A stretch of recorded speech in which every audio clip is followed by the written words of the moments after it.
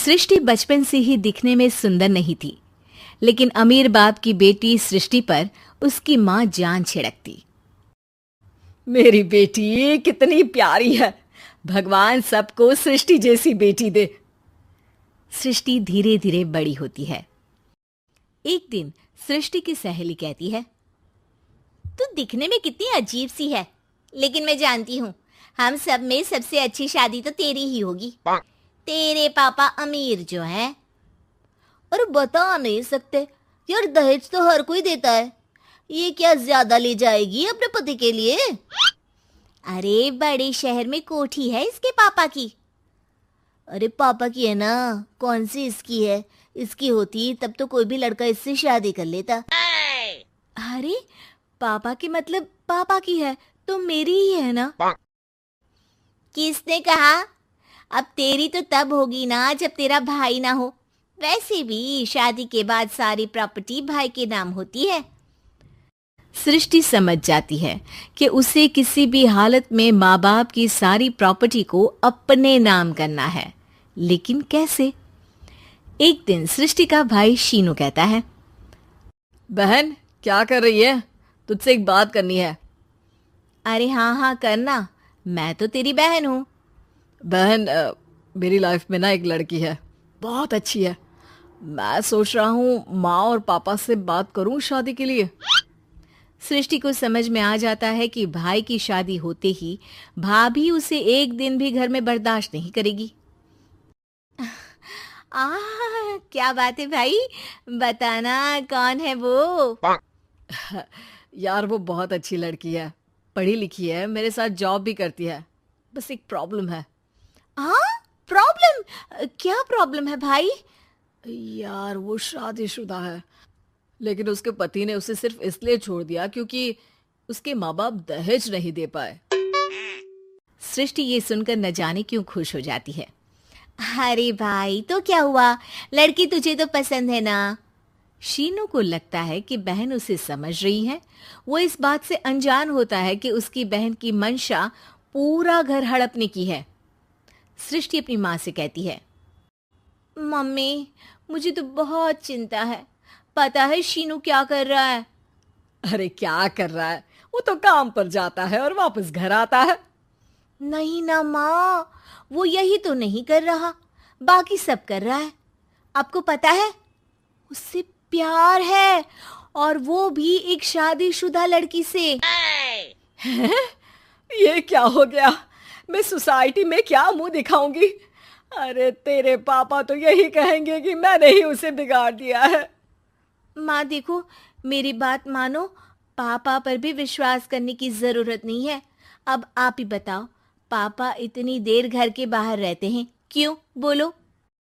अरे बेटा वो तो नौकरी करते हैं ना। तू बहुत भोली है माँ।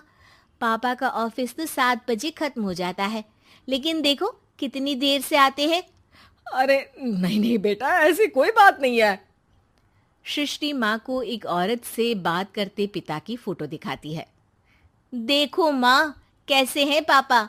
मैं ना कहती थी कि पापा सही नहीं है। मैं तेरे पापा से बात करूंगी, दे फोटो मुझे। ओ माँ, वो तो डिलीट हो गई। लेकिन चल, तूने तो देख लिया ना। पापा से बाद में बात कर लेना, और हाँ, मेरा नाम बिल्कुल मत लेना। हाँ माँ। अब क्या था, सृष्टि के माँ और पिता के बीच झगड़ा होना शुरू हो जाता है। सृष्टि के मन में क्या चल रहा था कोई नहीं जानता था। एक दिन, माँ सृष्टि के लिए एक लड़का देखा है, वो लोग शाम को उसे देखने आने वाले हैं। और हाँ माँ, एक खुशखबरी, मैं और पापा मिलकर एक नया बिजनेस ट्राई कर रहे हैं। शाम को लड़का आता है, सांवले रंग का। सृष्टि को तो बिल्कुल भी पसंद नहीं आता। लड़की की माँ कहती है, लड़की का चेहरा तो कोई खास नहीं, लेकिन अगर मेरे बेटे को आप लोग सेटल कर दें तो मैं उसकी शादी आपकी बेटी से करवा दूं। सृष्टि को लड़का बिल्कुल पसंद नहीं था। उसे भाई पर गुस्सा आ जाता है। लड़के वालों के जाने के बाद कहती है, माँ देखा, शीनू मेरे लिए कैसा लड़का लेकर आया, न दिखाने लायक न सुनने लायक, सेटल भी नहीं, वो भी हम करे।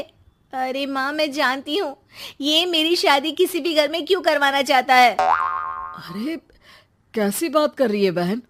तूने तो देखा ना, लड़के को मैंने ही मना कर दिया तुझसे शादी के लिए। जिसने लड़का बताया था उसने उसकी बहुत तारीफ की थी। बात आई गई हो जाती है, लेकिन सृष्टि का मन शांत नहीं होता। क्या करूं, कुछ समझ में नहीं आ रहा। मेरी शादी हो गई तो ये लोग पूरी प्रॉपर्टी शीनू के नाम कर देंगे, मेरे हाथ तो कुछ लगेगा ही नहीं। तभी सृष्टि को आइडिया आता है। वो किसी वकील को फोन करती है। जी देखिए, अगर आपके मम्मी पापा का तलाक हो जाता है तो आपके पिता की आधी प्रॉपर्टी आपकी माँ के नाम हो जाएगी, फिर उसे वो किसी को भी दे सकती है। सृष्टि अब माँ को बेटे के खिलाफ भरती है। माँ, शीनू पर नजर रखा करो, वो जिस लड़की के प्यार में है ना वो शादीशुदा है। यहाँ आएगी, सारा पैसा रुपया जमीन जायदाद सब हड़प लेगी। पापा का भी हाल तुमसे छुपा नहीं है। ऐसा ना हो कि मैं और आप एक दिन सड़क पर भीख मांगे। हे भगवान, मैं तो जीते जी मर जाऊंगी अगर ऐसा हो गया तो। ऐसा हो गया नहीं माँ, ऐसा ही होगा। अभी समय है, आगे का सोच लो। मैं तो कहती हूँ पापा से आधी प्रॉपर्टी लेकर अलग हो जाओ। पापा की आधी प्रॉपर्टी भी हम लोगों को अगर मिल जाती है ना तो अगले 7 जन्म सफल समझो।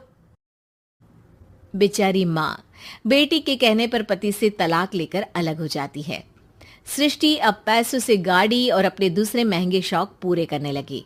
उसके दोस्त भी उसके पैसे इस्तेमाल करते। सृष्टि, कल तुम कहाँ थी?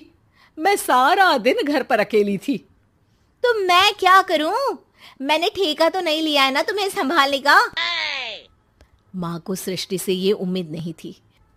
वो बैठकर रोने लगती है। वहीं उसका पति यानी कि सृष्टि के पिता आ जाते हैं। मैं जानता था कि तुम्हारा यही हाल होगा, तो आपने मुझे रोका क्यों नहीं? मैं रोकता तो तुम रुकती क्या? सृष्टि के कहने पर तुमने मुझ पर अपने बेटे पर शक किया, लेकिन तुम ये भूल गई कि कैसे हम दोनों ने मिलकर जीवन में इतना सब खड़ा किया। माँ पति के गले लग जाती है। मुझे माफ कर दीजिए, मैंने आपकी कमाई का एक बड़ा हिस्सा गवा दिया। कोई बात नहीं, तुम साथ हो तो मैं ऐसी 7 प्रॉपर्टी खड़ी कर दूंगा। तभी वहां सृष्टि आ जाती है रोते हुए। माँ, मयंक ने मुझे छोड़ दिया। वो बोल रहा था जब तक मेरे पास पैसे थे तब तक ही वो मेरे साथ था। पापा, माँ, मुझे माफ कर दीजिए।